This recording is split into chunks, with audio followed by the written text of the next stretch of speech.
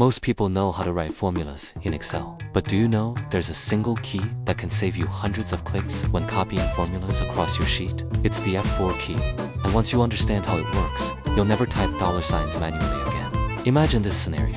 You're building a budgeting sheet, and you want every row to multiply the monthly expense by a fixed GST rate in cell B1. You write your formula, then you drag it down, and suddenly, everything breaks, because B1 becomes B2, B3, B4. This is where most people stop and manually type.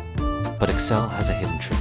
When your cursor is on B1, inside the formula, press F4. Excel will automatically toggle through all 4 locking modes. Every tap of F4 cycles to the next mode. No typing $signs, no mistakes, no frustration. This shortcut becomes insanely powerful when you're building financial models. You're referencing fixed tax rates. You're using lookup tables. You're copying formulas across hundreds of rows. You're building templates for clients. It's one of the smallest Excel tricks, but it saves the most time.